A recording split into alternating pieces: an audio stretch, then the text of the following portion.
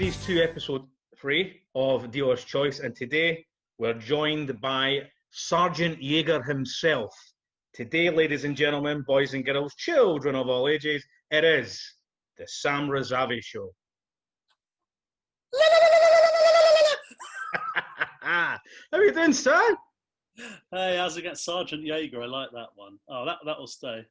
Well, that was, as far as I remember, when we first met way back when in UKIPT Edinburgh, you were going by that fucking name, Sergeant Jaeger, and I thought, he's all front and bullshit.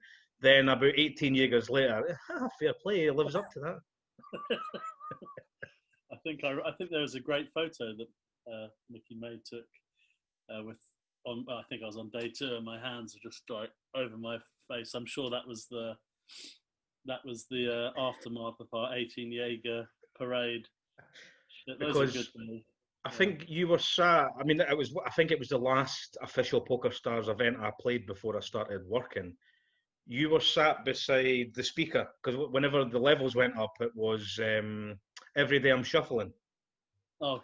And it was blaring right beside you. And I think the first 2 levels, you were, yeah, this is great. And then after it was like, my head's banging, fuck off. I forgot about that. Oh, God.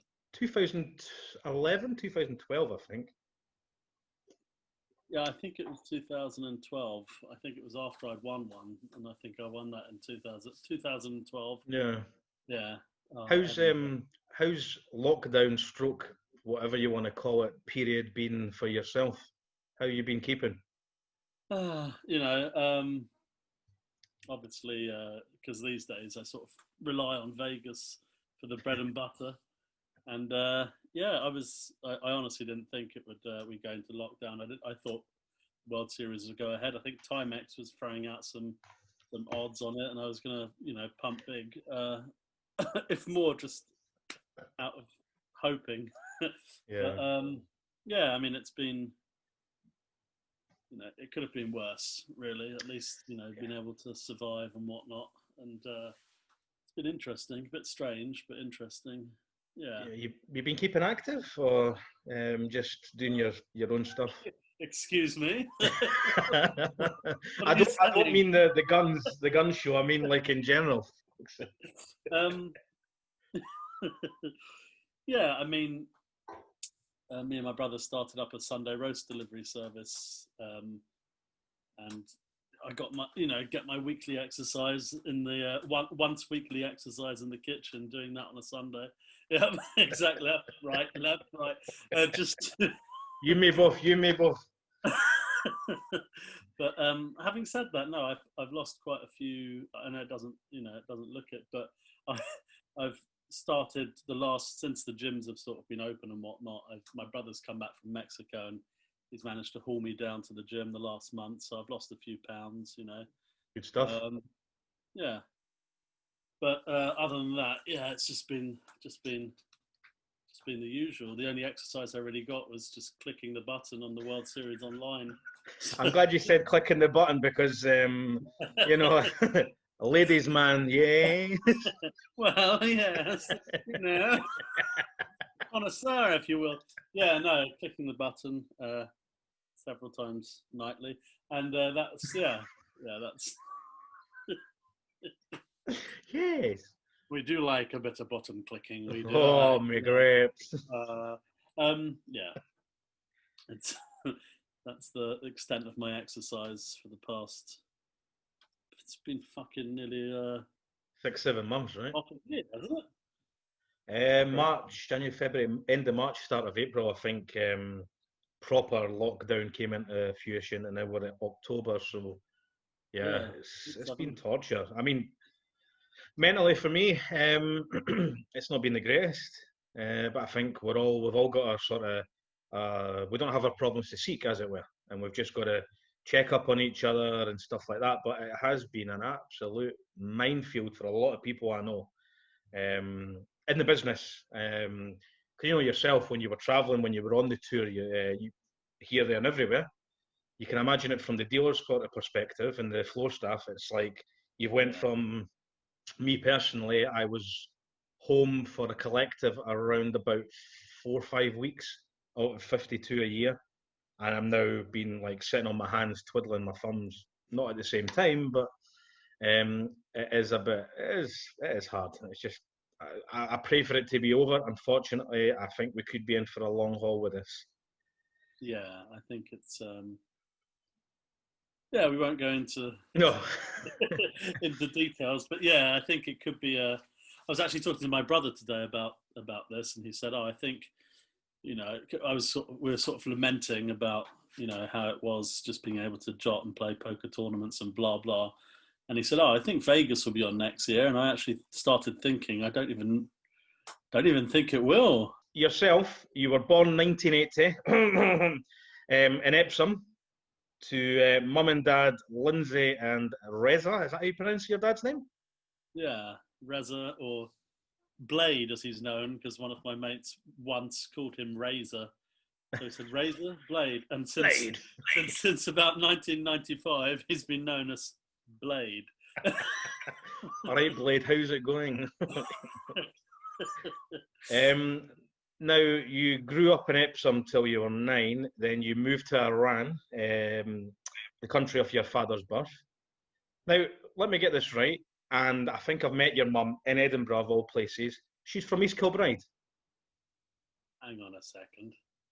No, I don't mean like that. I don't. I better say. I don't mean that. Maybe. I know she's a feisty one, but hang on a second. I didn't mean like that.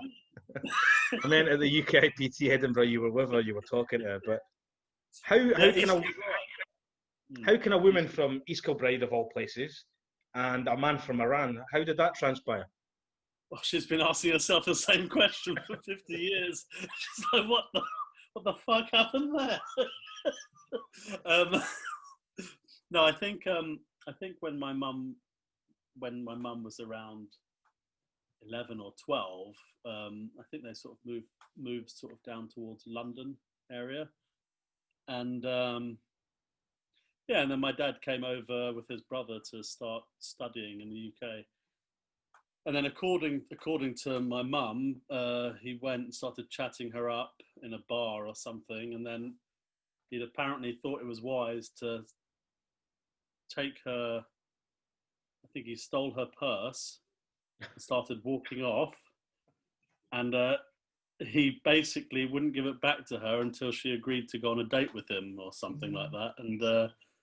And she thought, well, you know, any guy that steals my purse, he's a keeper. It's a man for me. And yeah, that was it. Yeah, 10 kids later. So there was no televisions in your house when you were young either, no? Yeah, no, not. It's not one in my house at the moment, actually. So, what was life like growing up, Epsom, Iran, up until the age of 12? Can you remember much? Was it hard going? Was that a struggle? Or it's literally it's funny. I don't really remember much before sort of, yeah. My memories are very, very vague between sort of the age of 6 to the age of 10, and anything before that, I literally can't remember anything. But yeah, Iran was really nice, actually. It was obviously quite easy going for us. I didn't go to school. That probably answers a lot of people's questions. So yeah, life in Iran. How was it for you growing up over there? In the summer, we'd make meat helmets. My father would womanize. He'd gamble. He'd make outrageous claims like he invented the question mark. No, yeah, it was good actually. Iran. I didn't go to school there, and so it was. You know, little did I know it was a sense of, you know, things to come. I was a bum at the age of 10, and that's I guess that's what I was destined to always be. Yeah, no, it was great. Iran's a really, really nice country, actually. The food's amazing. Some of the places are beautiful, but yeah, what can we do? Yeah, and then you moved over to Brighton from the age of 12, and you resided there ever since. You know what I mean? I'm talking about at a younger age. You went to school in Brighton. What was Brighton like? Because as far as I'm aware, everybody calls it, as I'm aware, London seaside. It's like the upper class, high end Blackpool. Yeah, maybe now. I mean, back then it was definitely something different as far as I'm concerned. But yeah, I mean, it was great because back then you weren't, just stuck to an iPhone or whatever. It was manhunt after school or paper round or all that nonsense. It was good. I really really enjoyed Brighton. We used to live just up the road from the local Blockbuster Video. Hey. Head down and get Home Alone, rent that for 3 days and whatnot. Yeah, it was really nice actually. I remember later on in life when I ended up doing theatre and whatnot. I was doing a show and someone turned around and said, "There's a legend that apparently 3 witches put a curse on Brighton that anyone that moves here never moves away. They always end up back in Brighton." And well, I'm in Stenning now, so that doesn't really make any sense. So. Because I mean, you had 6 brothers, 3 sisters, but massive family. You've then, excuse me, as you said, all in Brighton. Education, you studied politics, law, psychology, but you went to drama school. Yeah, I'm not quite sure what happened there, to be honest.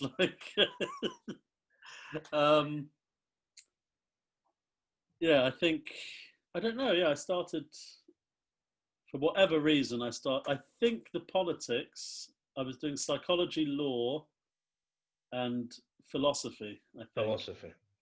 But I think for some reason I had to take a 4th subject. So I just threw politics into the mix. And then I think that's what got me, the politics. So I don't know what happened.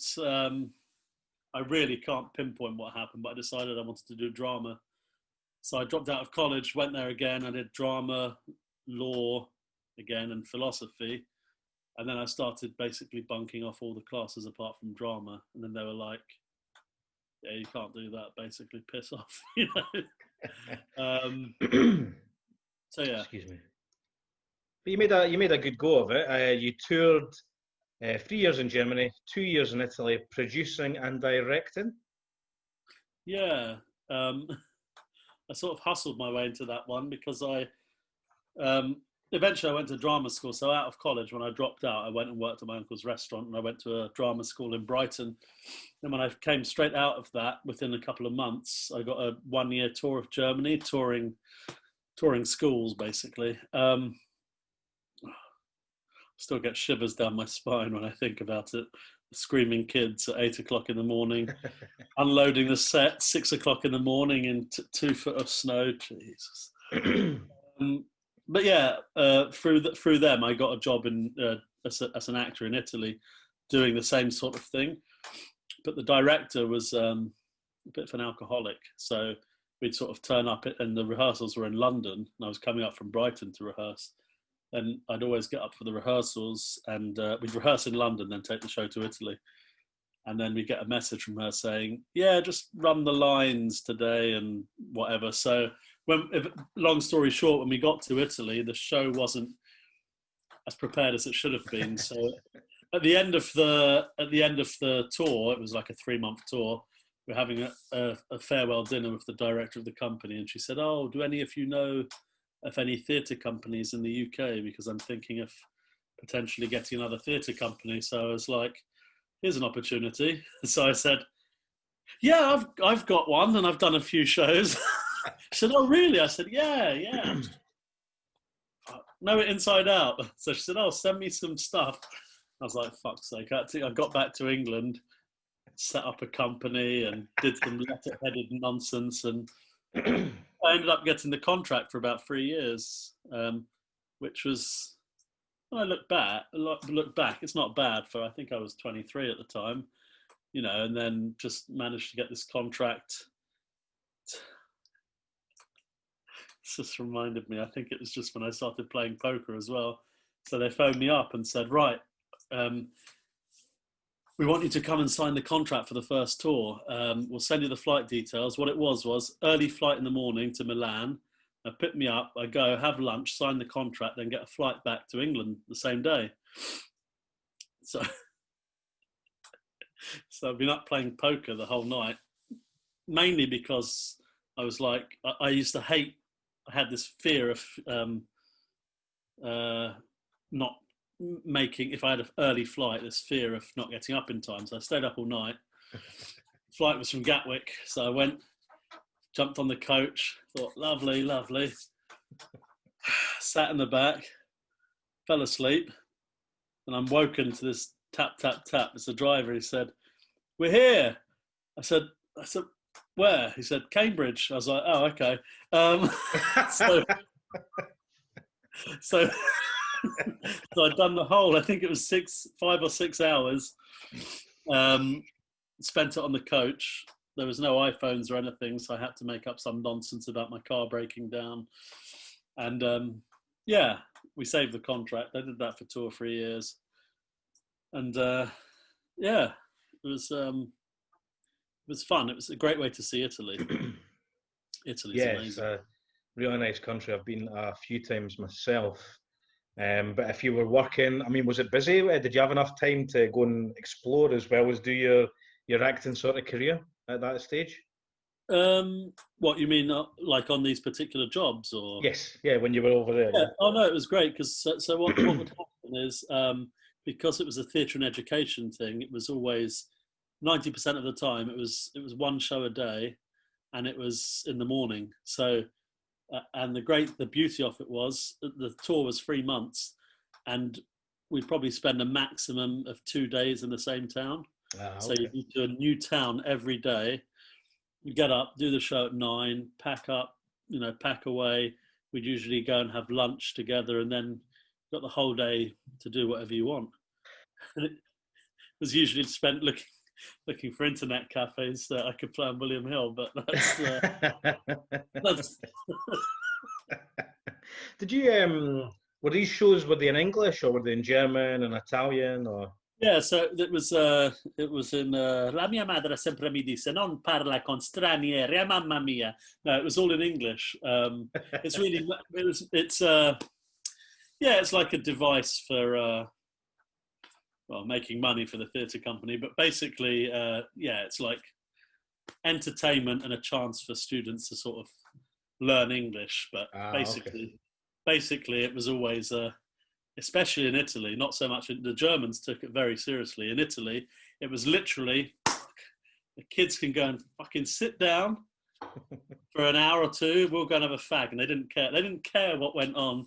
It was just time for them to have a couple of hours away from the kids. Brilliant. You've referred to a couple of times about playing online. I've got here it was a fateful trip to Huddersfield when you were around about 24, 25 that you got introduced to the poker world by someone you worked with. Yep. So yeah, I was doing it again. It was a theatre and education gig, and basically there's a big company in Huddersfield, and the person that owned the company also owned like a hotel and restaurant. So what she'd do is when the season was on for all these tours, she'd keep all the actors would stay in this hotel in all the rooms. So the hotel wouldn't be rented out to guests. It would be all actors. There was one big communal area. So after rehearsals or after the shows, when we congregate back there, we'd go and do, whatever you do, whatever you do in the communal area. Oh. And then one day, he just said, oh, who wants to play poker? I was like, I'll give this a go, because that's one thing that I was introduced to in Iran when I was 10 was poker. Not quite Texas Hold'em, but yeah, we had a game. We were playing for, actors never have any money, so playing for pennies. I probably lost £3 or something, and I was like, the bastard, I'll get him. So I used my weekends to go back down to Brighton, look into poker, playing online a bit. And then a few months, it was great because a few months later I got a job with the same company, and this is when I was starting to sort of make money playing poker. And he must have looked, it was just me and him for some reason, weird reason, it was just us two in the communal area. He must have thought, there's that mug I got £3 off last time. It's like, you want to play poker? I said, go on then, I can't really remember what to do, but let's play. And within 2 or 3 hours, he was there pulling his hair out saying, right, I can pay you my next 3 weeks' wages, and then just one more hand. I didn't take the money off him, but he'd basically done his whole contract's wages, and he was figuring out a payment plan. So you know what, look, I'm not gonna, I'm an arse, but not that much of an arse. Or am I? Yeah. Well, then, I mean, so you a year later you stepped foot in a casino to play poker for the first time, the Brighton G. Not much of a tournament player, more likely just to get your chips in and then go and play cash. Is that right? Yeah, basically, I was playing long hours online. Starting sessions sort of late at night through to the early hours of the morning, even to the afternoon. And I don't know who suggested or introduced me to it, but I ended up going to play live tournaments down at the G and the Rendezvous as well. And I used to sort of run up a stack until the rebuys were over, and then I was okay till then. I sort of behaved myself, and then after the break, the cash, after about half an hour, you see the cash tables starting up and licking the chops. Oh, hello. And it was just a case of all in. I got bored or whatever, just shoved the chips in and go and sat down at the cash tables. So it took me a long time. To get the patience needed to succeed in tournaments. So would you say back then you were more of an online grinder as opposed to a live grinder? An online bum hunter, I think I'd... okay. And what did you bum hunt in online poker? What game was your speciality? No, I mean, I'll be honest, like back then, I didn't know that's what... I didn't know that's exactly what I was doing. Because for some reason, I think it's because of the patience thing. Sitting there playing and waiting for hands, I just stumbled across these heads-up tables, and then that really suited me more because you're just playing constantly. The action's just you're playing every hand, and I had it great back then. I mean, it was crazy. It was me and one other player were the only two regs at heads-up cash games on William Hill. I used to play under the name Swordfish, I think. But so I'd be sitting there, and obviously I didn't know what bum hunting even meant or whatever, but it's clear that's basically what was going on. I was just playing against these players that were shit. To be fair, I probably wasn't much better myself. I'd only just started playing. I've been grinding for a year or whatever. That's when I really started making money. And it just so happened that I guess putting all those hours in playing heads up sort of got me to a certain level quicker than it would have been if I was just grinding six max or whatever. Having said that, when I first started grinding online, I was playing $10 sit and goes. Haven't got a clue why. Absolute utter waste of time. It was like $10. Must have been like, what was 100 and like $40 for the winner, top 3 paid or something. And an absolute utter waste of time. Just absolutely wasting my time. But again, I didn't really know what I was playing. But thankfully, I found the heads-up games just in the nick of time. Was it your biggest score? I think was $20,000 on the old Big Slick software network. Yeah, so I put Big Slick, whatever. I think it was iPoker or Cryptologic or something. No, Cryptologic was whatever it was, but it was. Like I said, I wasn't a tournament grinder. I just played cash games, and sometimes what I do is just for a bit of fun, I'd load up a few tournaments, and then one day I was just happened to luck box my way to win one of these Sunday tournaments. I think I got like 20k or something. So that was a bonus. But I haven't really had any big online scores or anything like that. No. Because in your live poker days, you befriended Jamie Burlin, who introduced you to the Blackbelt poker, which was inspired and created, I think, by Neil Channing. Yeah, Neil. Oh, I love Neil. Yeah, I haven't seen him. It's making me sad. Yeah. And you never looked back. I think you were in Bangkok, grinding poker. And you then took it upon yourself to kind of make your way up the levels, the belts and stuff like that? Yeah, so I remember Jamie Berlin messaged me out of the blue and he said, I think you'd really like black belt poker. And they're doing this thing called the grading, which basically a promotion that Black Belt were doing, that anyone could enter this grading, and then they'd assess everyone based on sort of blogging on the site, the hands played, volume put in and whatnot.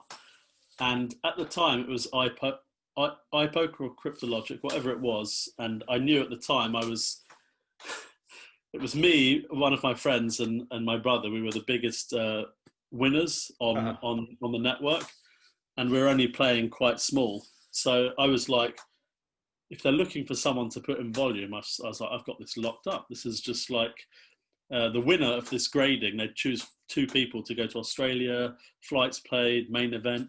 I was like, I've got this locked up. I just have to play on this skin instead of the other one. Yeah. And but I naturally like writing as well, so I did a lot of blogging. I did this, that, and the other. And I ended up being chosen to this one of the players, along with Adam Stoneham, to go and play in the Aussie Millions. And I sort of had my eyes set on this black belt, achieving black belt. So I remember putting up a post saying, I think I offered up to £10,000 even money that I get to black belt before the first World Series of Poker event of 2012. And I found out later that Neil Channing was really, really close to taking the bet. And obviously when I went to Australia, I luck boxed my way to the final of the main. And then that, in terms of the result, immediately put me to black belt. So I'd have got a cheeky 10 large from Channing on top of that. But in hindsight, I'm glad I didn't, because I wouldn't have wanted to take his money. How did you, like a lot of people had their sort of heroes or inspirations or people they kind of aspired to be? I mean, how did you find working, as it were, with Neil? Because obviously Neil had renowned back in the day as an absolute British poker legend, Irish Open titles, stuff like that. This was his baby, as it were. How did you find working with him, for him? I thought,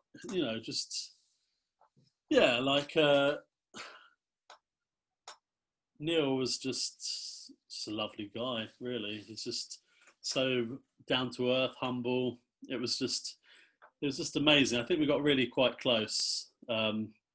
But not close enough. No, we got close. I think he's just a classy guy, really nice guy. He was always not just towards me or anyone that was sort of associated with black belt. He's more than willing to give advice to anyone that's willing to listen for 3 or 4 hours on end. But it was great. Yeah, it was really good. Was he always at the other end of a phone, like if you needed to message and ask questions about hands or advice about going into day 2s and day 3s, or was he always primarily there? I mean, I'll be honest, I was never one of those ones that ever liked to discuss hands, or that's not really out of not really out of arrogance or anything. It's just No. I was never, I'd sort of tried to look from a critical, criticize myself after the game, and I think we discuss now and again, but I'd never go seeking advice, which perhaps I should have done. But whenever there was a big day two or whatever, yeah, Neil was. You didn't need to ask him. He'd be like, "Bam, this person is this is that," and he'd give me all the info that he could. And that's the same. I remember when we first went to the World Series, I was running deep in a couple of events.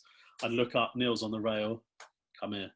Said, you know that guy? He's this, he's that, and that's fucking Men the Master. Watch your chips because he's got fingers.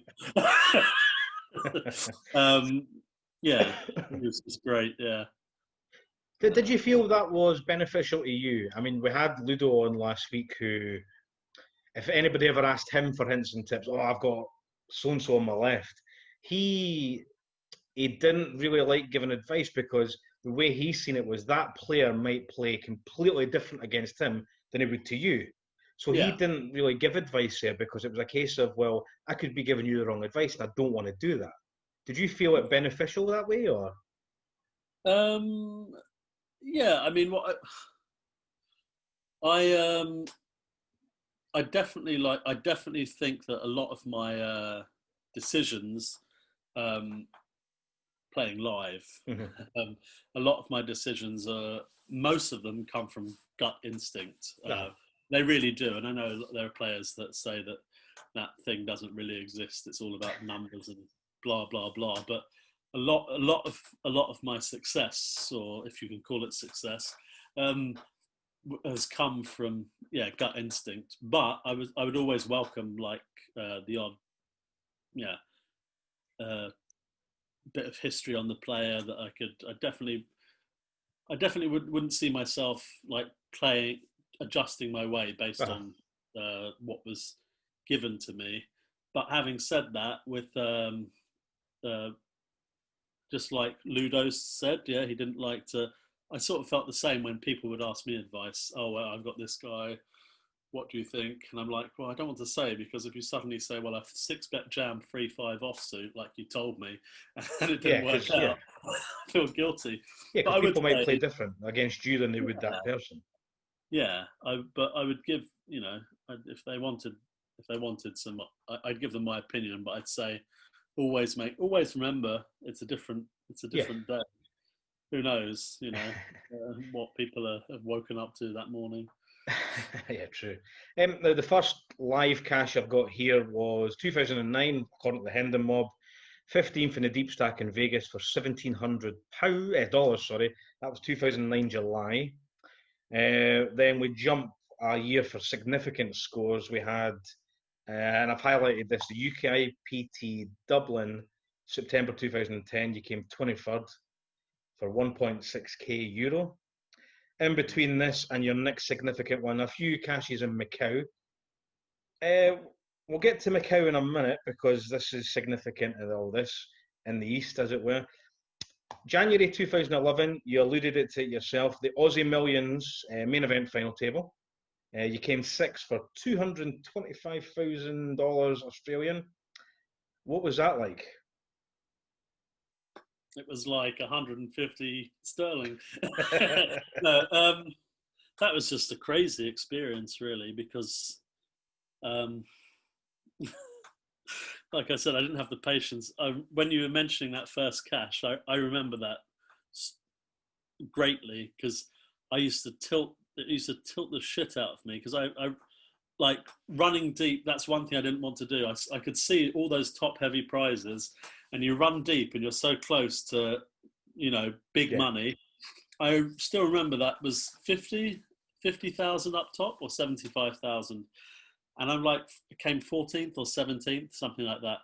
And I had loads of chips, and there was a couple of unlucky hands, and I just busted out, and I was like, fuck me, mentally, I don't think I could deal with doing this over and over. So I stormed off, went straight to the roulette table and said 200 on 35, 233. And it spun in. So I got like another $7,000. And I was like, that'll do. That's final table money. Now fuck off. And I went back to the hotel. going forward to the reason why I really took on the grading is because that was significant. The one in Ireland, in Dublin, I remember that as well. Max Silver won it. That was the first time, not that I played many big tournaments, but the principle still applies. It's the first time that I busted close to big money, and I just got up and I was like, who cares? And I thought, I could look. I really enjoyed running deep. You know, it was quite an adrenaline rush. And I thought the issue with my patience was sort of dying out, so I thought I could maybe do this. So yeah, fast forward to the Aussie Millions, and I luck boxed my way there, like serious, big time. Well, I mean, there are a few moments throughout the tournament that were just sort of significant. One was 2 moments on day one. I nearly lost all my chips in a hand with aces, and this guy had flopped quad jacks, and for some reason I just thought, you're waiting for me, aren't you, you bastard? Yeah. So I managed to check it all the way down and just flat call on the end, and I was sort of tilting like, oh, here we go. And I get moved to a table, and I was in a hand against Patrick Antonius's girlfriend. Okay. I don't know why I knew that. And I was all in on the turn against Jack's full with Queen 10 on a Queen Jack Queen.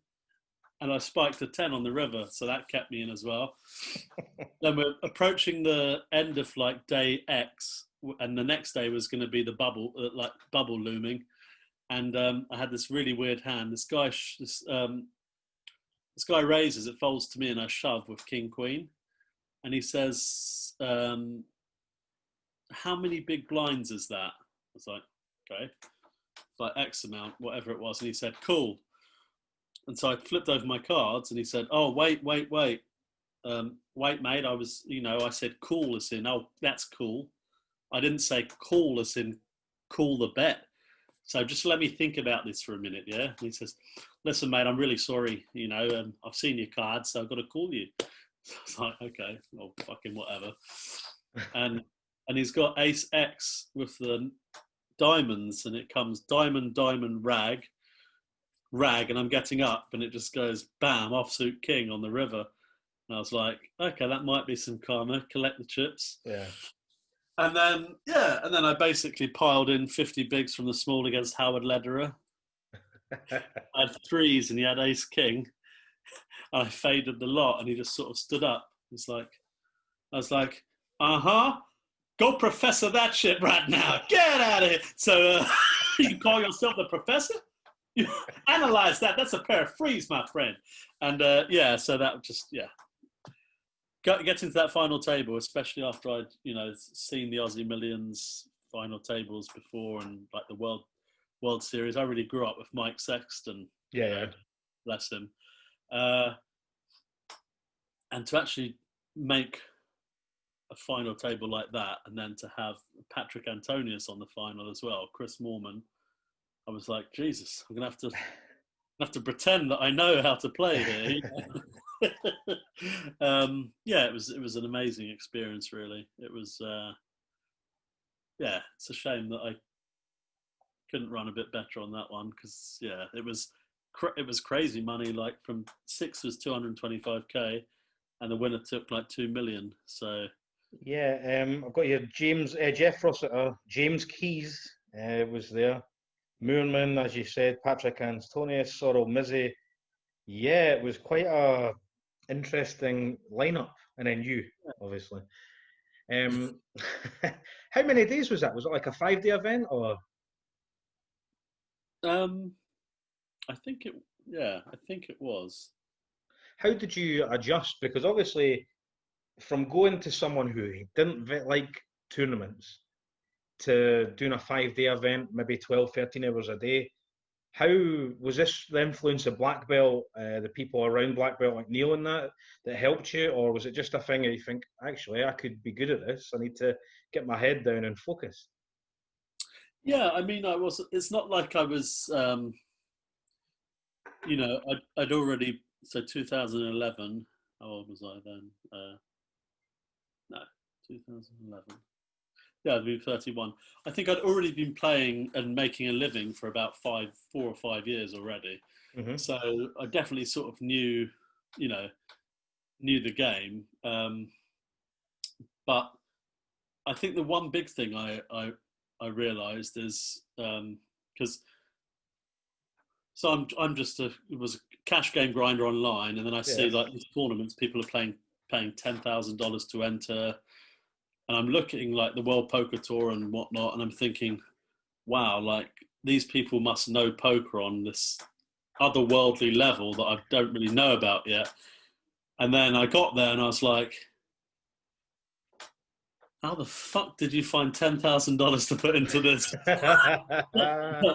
Why do you think that was a good investment? And Channing had told me, he said, you'll be prepared for some, and the stuff that went on, like people opening for like 20 big blinds and stuff. And I just think... was this in Melbourne? In Melbourne, yeah, in the 10K main. And I'm like, okay, so I quickly settled in because I did have that sort of... I played a couple of side events leading up to it, and I felt like, oh, it's even a 1,000 event. I was thinking, okay, these people don't put $1,000 into a tournament if they don't know what they're doing. I was like, in 5 minutes, I quickly found out that assumption was dead wrong. And I sit down to play the 10K, and I'm like, shit. And I think I settled into it very quickly because it was the first tournament I played for, with that sort of buy-in. I obviously didn't feel the pressure of the money, although I sort of kind of felt the pressure of needing to perform for Channing. Well, I've tried to perform for him before, but I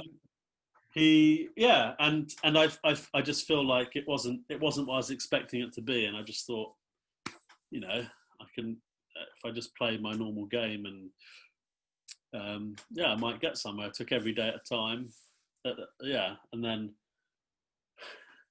the bubble. I remember the bubble was looming. I think we ended up breaking 2 away from the money, or 1 away from the money, which was cruel. I think we had to come back. Everyone had to come back the next day for the bubble. I remember looking. I was like, oh, if I can, I'm 4 away from the money, and then someone's like, oh, what's going on? Like, are we in the money yet? How far are we away from the money? And I was like, I don't know. And I already knew exactly where we were. So I don't know. I don't look at the clock. What's going on? I don't know, raise. I'm all in. In my mind, I'm like, please make the money. This would be great to, Yeah. It was definitely a good start. Yeah, because that was your first significant bink live under the tutelage with Blackbelt. Fast forward to May, a couple of months later, UKIPT Cork Poker Stars event came first for €71,000. Final table, you had a very famous hand with Martin Mulso. I think you pronounce his name. Yeah. Or Martin got unlucky with Ace King versus Kings. Yeah, so Martin opened the button with Ace King of Diamonds, and then David O'Connor, he free bet with the Kings. And I'm in a position where I think I was still quite deep, but when he'd opened it, I looked at my cards and I was like, I had Queen Jack of Diamonds. And I was like, if David folds, I'm just going to pile this in. He's going to fold. Yeah. So I would have been out because I would have lost the hand. I was like, Jack Queen of Diamonds. Yeah, this guy, he's aggressive. I'll just pile it in, an easy pickup, yeah. And then suddenly David free bets the aces. So I was like, okay, forget that, fold. And then they get it all in, and it comes total blank, no back doors, king, turn and river, yeah. So the ace king cracked the aces. Oh, it was aces, Martin. It was ace. Yeah. Aces for Mulso. Yeah. Ace king of diamonds for David O'Connor. And then, it comes just rubbish, king. King. Yeah. It was sick. That was really sick. Because there was also another hand that was highlighted on PokerStars TV where you made a very good read. Somebody had Jack 10 and you said the suits. And I remember, if I'm much mistaken, I don't think I was, you said you have Jack of Spades, 10 of diamonds, and then that was what the hand was. And you went, that's a read, my friend. It was made famous on PokerStars television when it used to be on Channel 4. Yeah, Jack 10 with the Jack of clubs, that was it. Yeah. Yes. I need to find that before it gets taken down. Yeah, that was a fun. And I remember being like, yeah, I hope they show that one. Yeah, and they did. They did. Yeah. Yeah, So no. you won that for 71,000. You were under black belt still. You're still a black belt at that point. This is how sort of, because Channing, I think he did run quite bad in a sense. Yeah. So what happens is we had this deal, so I get $10,000 a month for the staking, and I think we've been going for some time, and then I was playing a few events without them. I'd always let them know in advance. When you hear what's coming, I always let them know in advance, like what percentage we had. And oh no, this was another one that in Melbourne after that I won, but in UK IPT we were 50-50, yeah. So that one was under black belt, but after I won it, I've gone up to the hotel room and I get this message saying, "Thank you so much, Sam. You don't know what you've done for me and my family." I was like, "Excuse me?" So okay. I was like, "Surely you can't have got that emotional sort of watching a live stream of a poker tournament in Ireland." And I got another message. "Thank you so much, Sam. It means the world to me." Like, okay, something's fucking going on here. I was like, "Channing, what's up?" He said, "Fuck's sake. You know, sometimes we throw out the odd promotion." He's given away 30 or 40% or 50%. I can't remember. It was a massive. They had to pay out. So I think it was 75,000 euros. I think I actually dealt for about 60,000. Yeah, freeway. Yeah, and I think they ended up paying out their entire share or 25,000 off it in some random promo. Win a percentage of Sam Razavi's action in the UK IPT Cork. And one of the only other decent results I had after Australia with them, they're paying it all out to someone else. And that's why, I mean, at least it clearly meant something to this guy who was like, "Oh, you've really, you've done whatever for my family." And I was like, "Oh, that's great." And then, I found out that Channing was basically didn't get any of his percentage. But so you had that. You obviously celebrated like you would normally do. Then I've got here, because Hendon Mob does all these events. 4 or 5 days later, you played in a £10 rebuy in Brighton, and you won it for 200 quid. This is like 5 days after you've just binked 71 grand, whatever it was, 60 grand after the deal, 30 grand after you've done the thing. And yet, man of the people, you go and reinvest the money back in the community, and you win yourself a wee tenner rebuy game. It's the only Bills and Horses, it's literally, I'm a typical working class guy. I think they had some sort of festival down there, I think, and then this was one of the events, £10 rebuy. It was getting to a stage where, especially with tournaments, I was really beginning to figure out, changing gears, and it started becoming. I started seeing, like, I don't know, it's so hard to describe. It's just started becoming sort of second nature. And I think, as you can see, like, I had some deep runs, and then it gets to a point where I have like a load of really deep runs. And I think what happened with me is I kept learning from the deeper I got into these tournaments. I would go away from them and be like, okay, if I come up with this situation again, I'll do this, blah, blah, blah. And I just kept learning from each one. And I think it really helped me, especially in 2012, which was, I think, was sort of a breakout year for me, I think, if I remember correctly. And it just really helped, just constantly playing. 2012, is it, how do you pronounce it, Cebu or Kibu? I'm horrendous with it. Cebu. You met your now wife. Yeah. Menchu, yeah. who you've been married to for 4 years. You've been together for 8 years. She was a poker player as well. Yeah, so I was living in Thailand at the time with my brother, and we'd gone to, I think we were training in the gym, back in the days when I knew what the gym was, and for some reason I stumbled across. I thought I'm starting to get to grips with the Hendon mob, and I was like, oh, Cebu, Philippines. It's like, oh, the Philippines isn't far from here.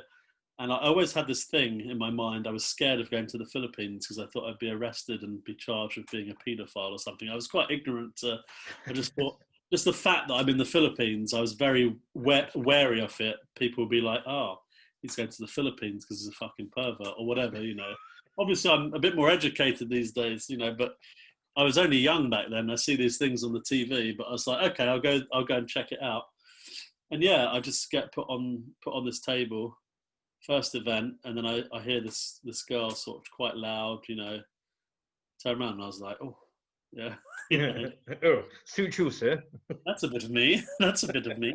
And I busted, and basically for the rest of the week, we basically just kept getting seated on the same table or next to each other, and we got chatting a lot throughout the week, and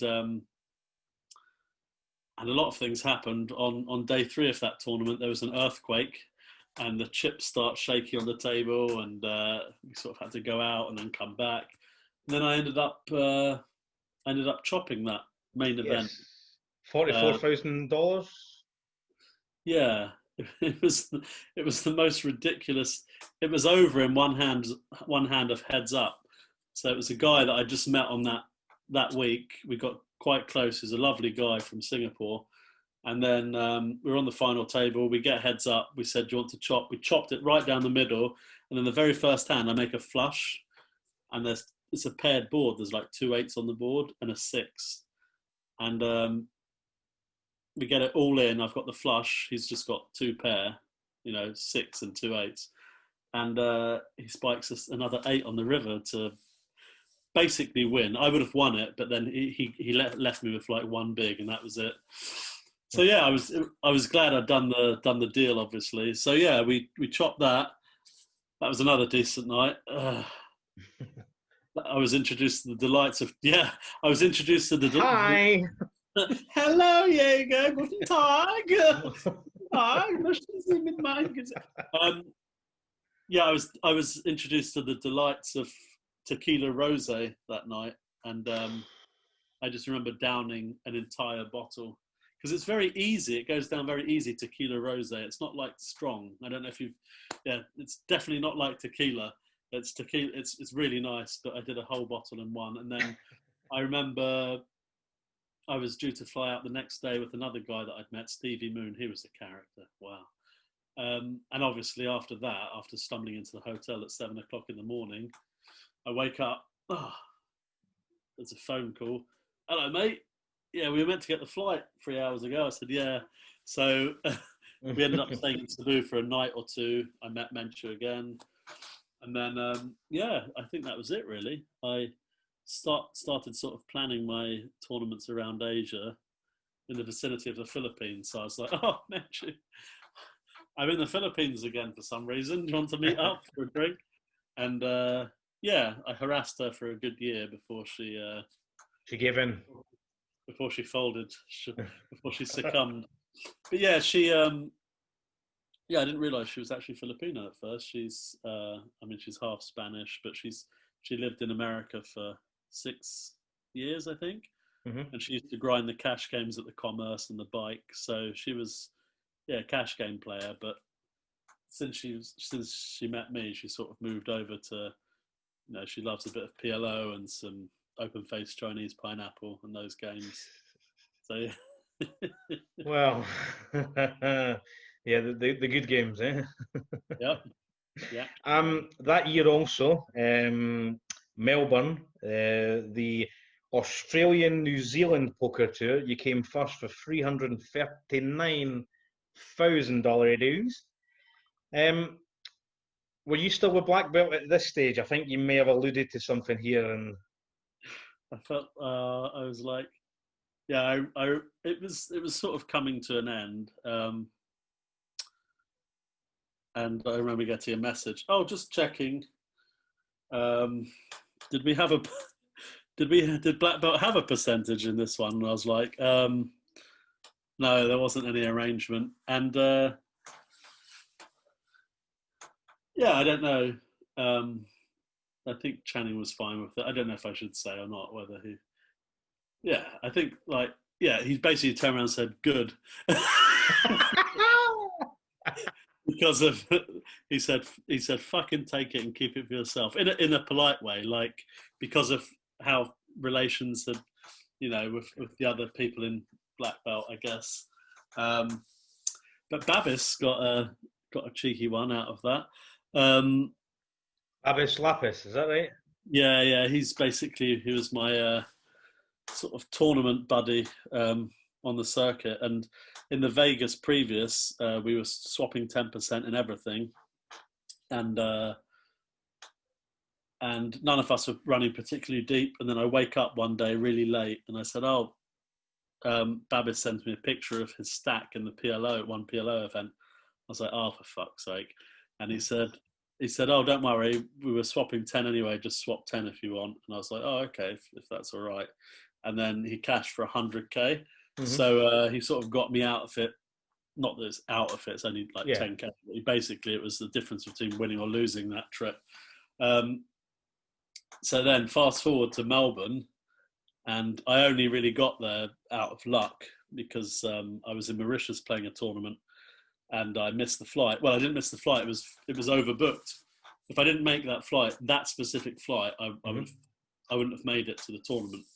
And I remember I flew via Paris and God knows what it was. I got to Melbourne and I'm woken by a message from, I can't remember his name, but the guy that's the poker room manager in the Crown. He said, "All right, Sam."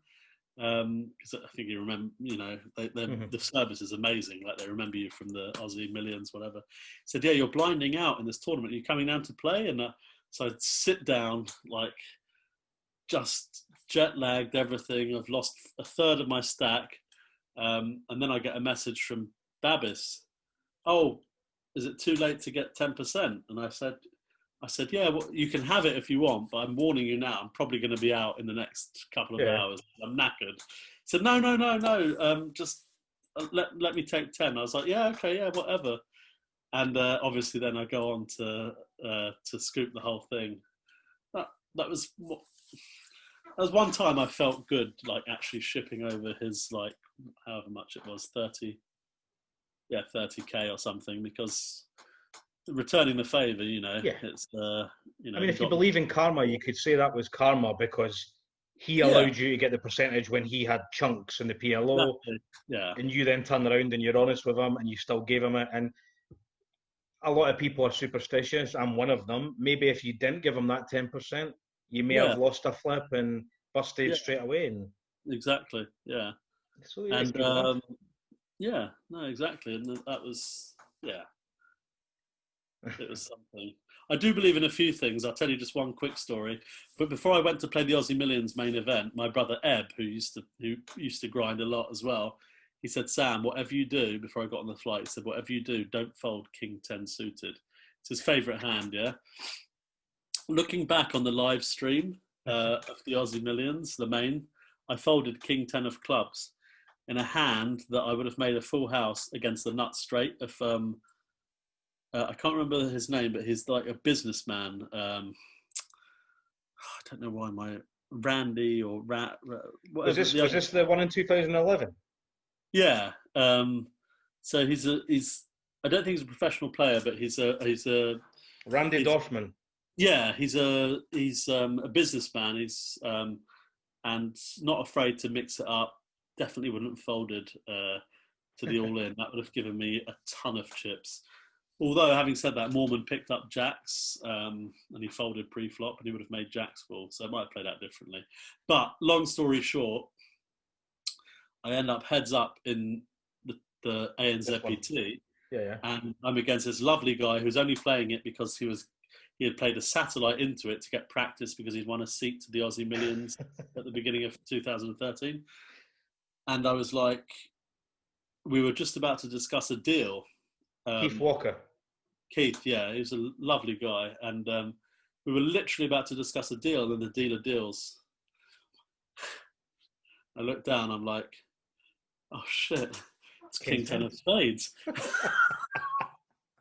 And this Keith Walker is tight, and I mean tight as anything. So I min raise, and he's like, all in 30 big blinds, and that's significant to what we had. And I was just like, cool. And he's got jacks, yeah. Oh no! And I turned the flush, Hey. but I was like, I was just remember my brother's words: don't fold king 10 suited. So if I'd lost, I obviously would have gone and told him, you owe me 200k or whatever. But yeah, that was a nice one. Yeah, that was juicy. Which then puts us to February 2014, the 25-25 Grosvenor Series in Portsmouth, where you won it for £14,500 cash money. As far as I'm aware, and the story I've heard is a dealer helped you get out the shit with a couple of lucky river cards. 180. Yes. Oh yes. What's that dealer's name? It was. Yes. I wonder who that dealer could be. Were you dealing the final too? I dealt you winning it. It was the final, yeah. Oh, really? Yeah, 100%. I know you definitely. You dealt me. Yeah, I remember. I think trying to put the pressure on and running into aces when I had 7-4 or something like that, and spiking a straight or something ridiculous. And yes, and getting out of it a few times. I got it all in. Now I remember. I don't know why I remember these hands. I got it all in on the last hand. And the guy bet, and I shoved with King Queen, and it came on a Jack 9X board, and he had Jack X. Timbal. Yeah. Oh, that was great. Yeah. I don't know what I was doing in Portsmouth. I was literally back, I think, for 2 weeks. Yeah. 2 weeks, and yeah, I just popped down to Portsmouth to play that. What an idiot. I think because we had been semi friends for a bit before that, and I think we had spoke, and I had messaged you and said, "Look, what you up to? Are you still in Brighton?" And you said, "I'm home for a couple of weeks." Said, well, this is on, and you came to, and I'm not attributing me. I'm just saying because in the past I had came down to Brighton, where the football club I used to coach, and we went out one night. Oh, did we? I think you, me, and Babis. And I ended up in hospital the next day, or 2 days after that, with a hairline fracture because I damaged my leg by falling. And yeah, that's the story. That was one of the guys I was rooming with in the football team I used to coach said that he knocked at the door because I came home early because I was absolutely fucked. And all I was wearing was a Dr. Pepper t-shirt which had the words, "What's the worst that could happen?" and nothing else. Hashtag, as he called it, cock and balls. So, I think that was a night where you, me and Babis had a great time in Brighton and Hove. Yeah. And fast forward onto this, and yeah, so we're talking, you came, you binked that. Because that was the same year little Eli was born, 2014. Yeah, that's right. Oh, so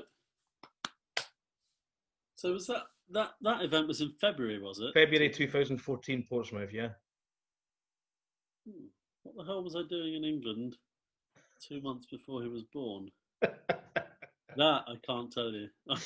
Oh, well. That would be another day. But I think I must have been, yeah. I would have been back for something. It would have been after Valentine's Day or before, because there's a 50-50 chance, Sam.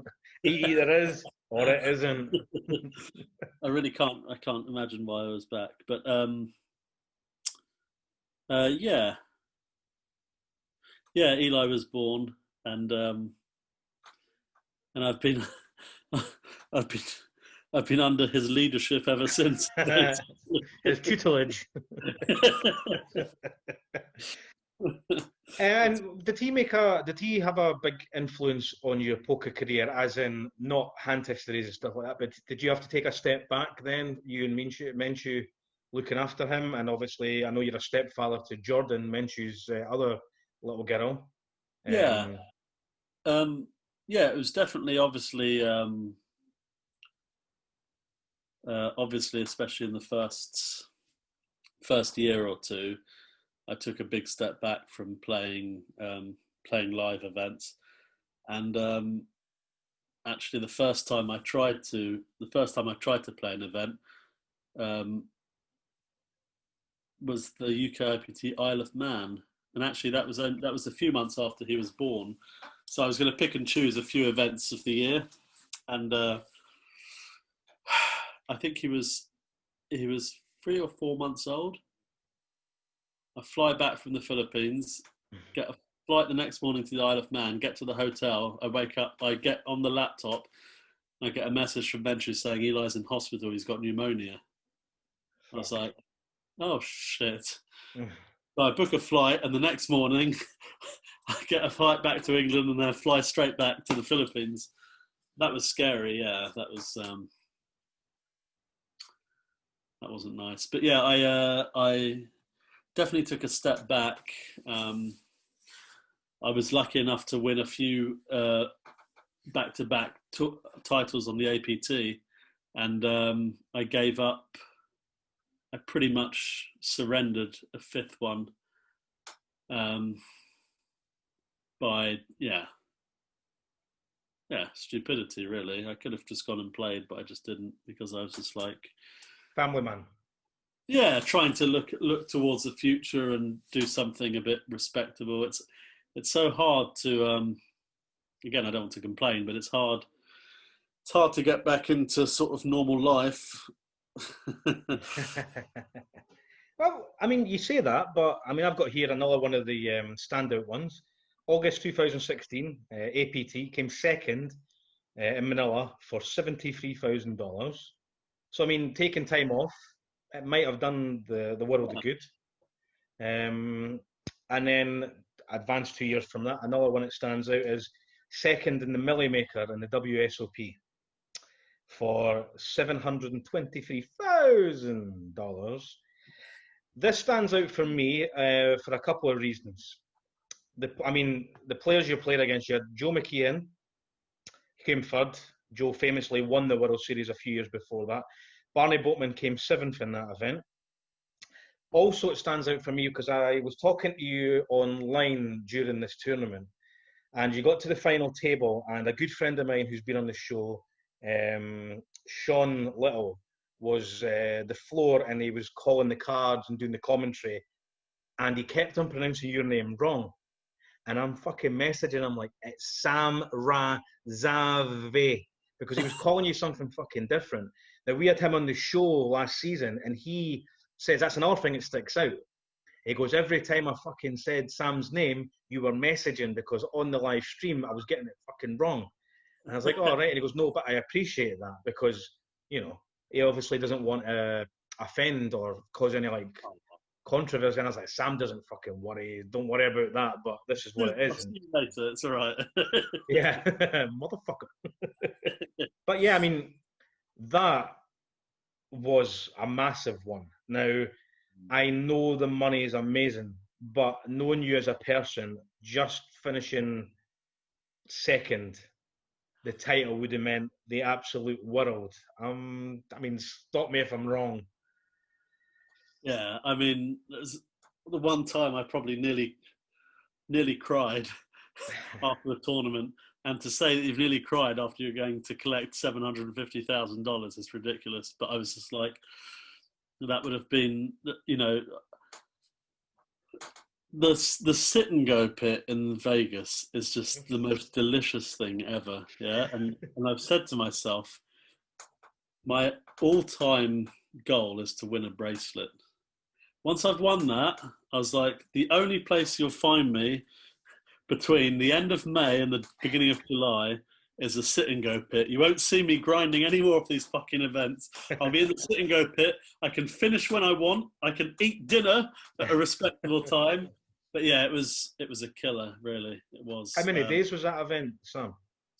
I think it was at least 4. It might have been 5. And the event, I know it's going to sound really stupid. Apart from not winning it, do you have any regrets about how you played, or did you just get unlucky? I think I I won a massive hand, and then we went on the dinner break, and I had about 50 million chips against these two players, Joe McKeon and It's a Arnie. German guy, but his Yeah. name's not on the Hendon mob. Arnie Kern, I think Okay. it was, or Arne Kern. So, yeah, and they had. I went in thinking I was going to shove every hand, basically, because I know Joe McKeon. The jumps were ridiculous. So I think it was 500k for third, roughly, and then it was a jump of $250,000, and then the first was like 1.2, I think. Yeah, it was about 1.19 or something. Yeah, third was 530. Second, what you got was 724, and first was 1.17. Yeah, so I did go in with that game plan of all in, all in, all in. I mean, just to get them to a point that, but I sort of reassessed the stacks, and they were both roughly 20 bigs deep each, and I felt that was just slightly too much, slightly too reckless. And if they'd been like 14 odd bigs effective each, I would have been all in every hand. And I think I just cocked up a few times. I sort of got lucky not to come third in the end because I got lucky against Joe McKeon. So yeah, I wish I'd been. Yeah, I don't know really. I just think sometimes, if things aren't meant to be, they're not meant to be, and that was strange. I walk in, went to collect that money. This guy just says, "Well, okay, how do you want it?" I said, "This much in cash, this much in chips." And he says, "Well, there's 5, that's in 500k, yeah." And he's just given me this VAT pack thing of 500k. I just thought, it just dawned on me there how fucking ridiculous life is. Like, I'm holding a bag of paper that literally will get me a 4-bedroom house in Brighton or whatever. And you're not and happy. And I've got this because I've sat down on my arse playing some cards. I mean, that it dawned on me then how totally ridiculous life is, and how we won't go into politics. But yeah, it was just totally absurd and ridiculous. But yeah, I mean, it wasn't all mine because I have, sort of private staker for the World Series. But yeah, it's bizarre, but it was great. Yeah, I did have a bottle of champagne. I love the view from the palms, so I just went and got a suite there, ran a bath, got a bottle of champagne, and then when I got out the bath, I was on the phone to Menchu for an hour in the bath, just in the bath, and then I came out, and then the sun was sort of just coming up in Vegas, and it was just like the highs and lows of poker, I mean, you've been blessed. 1 year after that, you came third in the Omaha World Series of Poker for $104,000. You've been second and third. I'm not going to say do you have any regrets because it's a stupid fucking thing to say. You've got to be happy. I mean, you have used the money wisely. You're a family man. You had a restaurant with your brother and Menchu called the Greedy Gonzalez Mexican restaurant. Now your brother, testament to him, am I right in saying he's a Michelin star chef? He worked when he was really young at a Michelin star restaurant, and he was only 15 at the time, and it was the only Michelin star in Brighton at the time. And someone from the Telegraph had come down to review the owner's, because the owner was the Michelin star chef. They'd come down to review his dish, and then it just so happened that my brother had created a dish that day as well on the specials. And maybe this is where their relationship went sour. The guy turned up and he said he had the dish, and then his partner had the dish that my brother made, and he said, "Do you mind if we feature?" He didn't know that it was my brother's dish was 15. He said, "Do you mind if we feature that one instead?" And the guy, it's obviously, yeah, go ahead. It's still under his name, and the reporter didn't know that it was actually made by a 15-year-old. And yeah, he's. I think you know, in our family, it's shown me something interesting, that there's nothing beats just getting in and doing what you want to do. Like, I just went out and, you know, not that there's any school, I'm probably not a good example. There's not really a school of poker, so to speak, but experience, you know, trumps everything else. And my brother never went to catering school or whatever.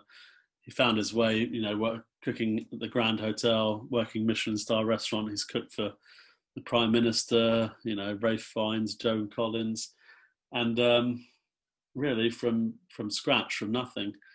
But yeah, he helped us set up the restaurant in the Philippines. That was a disaster. I mean, just trying to organise staff out there is just absolutely, it's the most ridiculous thing you will ever come across in your life, and I mean ridiculous.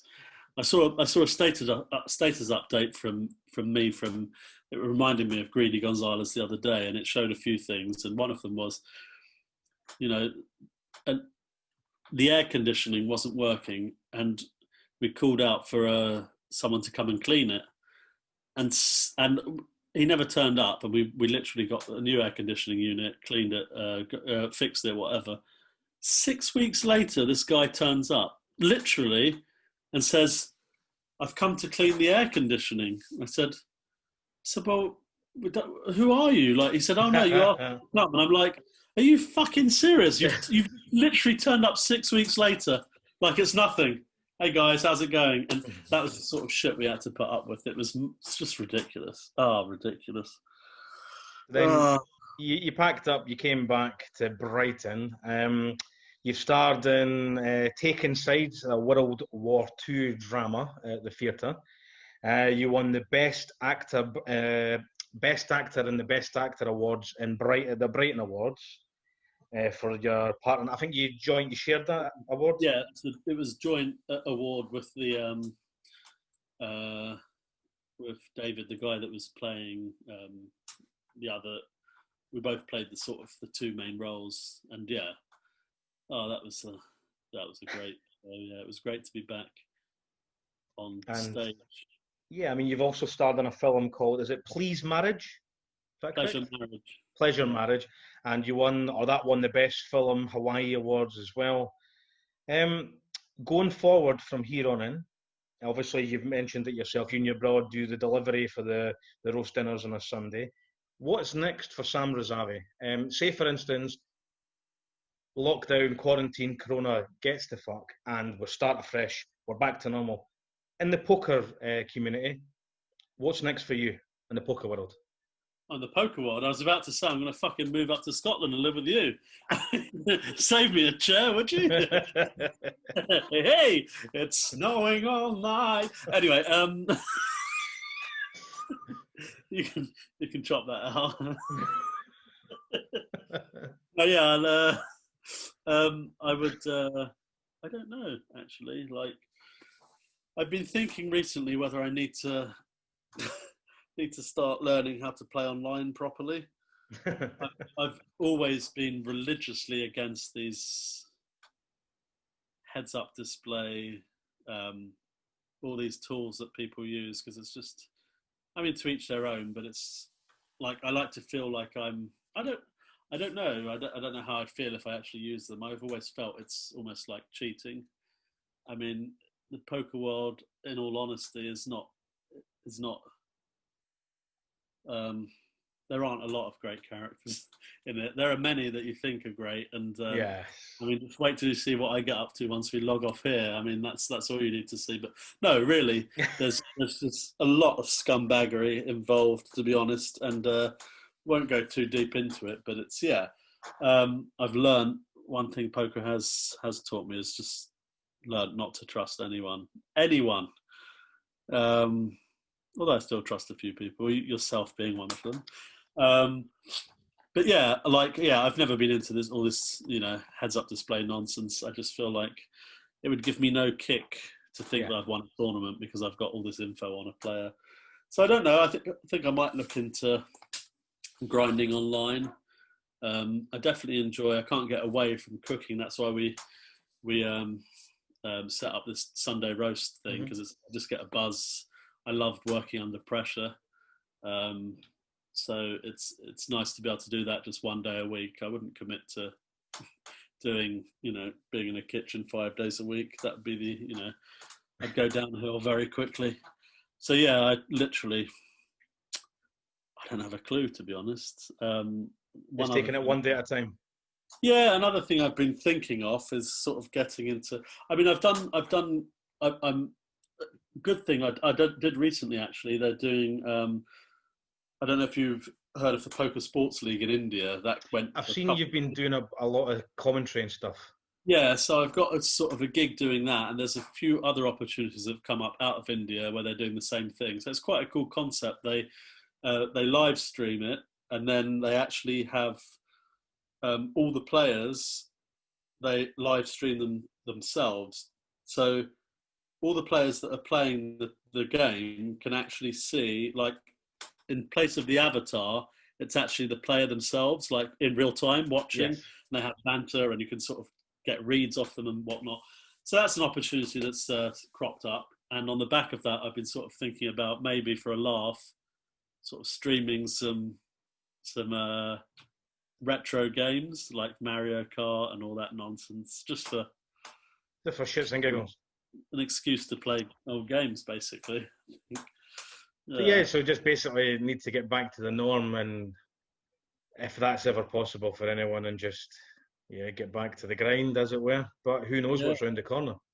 Well, yeah, exactly.